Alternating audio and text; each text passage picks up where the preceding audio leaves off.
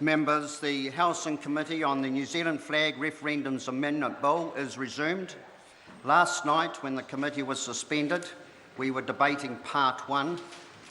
The Honourable David Cunliffe had the call and he has 3 minutes and 31 seconds remaining if he wishes. I call Claire Curran. Thank you, Mr Chair. Well, things got a bit heated in this debate last night, and after the House rose, I went back to my office and I listened to a few songs, and one of those songs was Anchor Me by Don McGlashan.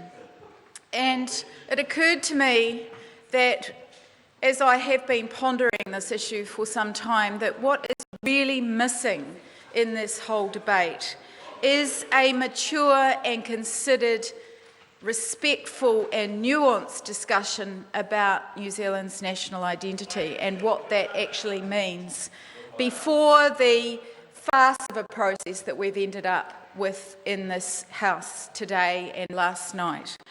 New Zealanders are funny people. They're thoughtful people, they're can-do people, they're people who rally around in a crisis, they're people that like and require a fair go. And they don't like to be treated like muppets or numpties, which is what this government is doing in this whole process, and with this clever, tricky little manoeuvre, the latest clever, tricky manoeuvre with this piece of legislation. I want to put on record, Mr Chair, that this whole thing is a colossal waste of New Zealand taxpayers' time, taking this bill through this House and taking hours and hours and hours. The opposition has the right to debate this bill, but it was the fact that it's before this House when it could have been dealt with in a much quicker, much more mature and respectful way. Instead, we have this farce of a process going through our Parliament right now. It's an embarrassment and it's a silly political game. And some of the speeches I heard last night from over the other side of the House were just the epitome of the National Party wrapped up in its own sense of entitlement to have the gall to talk about this as being democracy. This is a law change that's being rushed through under urgency, all its processes under urgency, with no chance for the public to have another say about it. And that is a disgrace. Mr Chair, this morning I got a taxi to Parliament, and my taxi driver is Cambodian and has been in New Zealand for 35 years. And the radio was on, and we were listening to Morning Report, and we were listening to the interview with the Greens co-leader, James Shaw.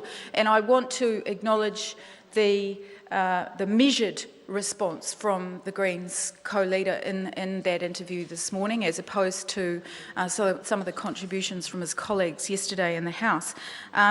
I said to the taxi driver, so what do you think about this whole flag debate? And he kind of turned and looked at me and said, well, you might not like what I'm going to say. And I said, look, I want to hear what you've got to say. And he said, New Zealand must be a rich country to be spending so much time debating and discussing this issue such as the flag. Aren't there more important issues? Where is the economic value, the social value from this process? And I said, I completely agree with you. And that is, in my electorate in Dunedin South, every person I talk to rolls their eyes every time the flag debate comes up. This should have been a much better handled process. And my biggest problem with the process that this bill is going through the House at the moment is an absolute objection to what Gareth Hughes said yesterday about this being some kind of new politics. and engaging with the public. Let's be honest, this is just a stitch-up. This is a deal. It's a tricky deal that's been done with the National Party to allow this last-minute entry into the flag choices of a fifth. I don't have any issue with Red Peak, but I think the whole process has been besmirched right from the very beginning. This is not new politics. This is old politics. This is a stitch-up deal, and it's the National Party that's doing the tricky. That, Mr. Chair. Call David Seymour. Mr. Chair.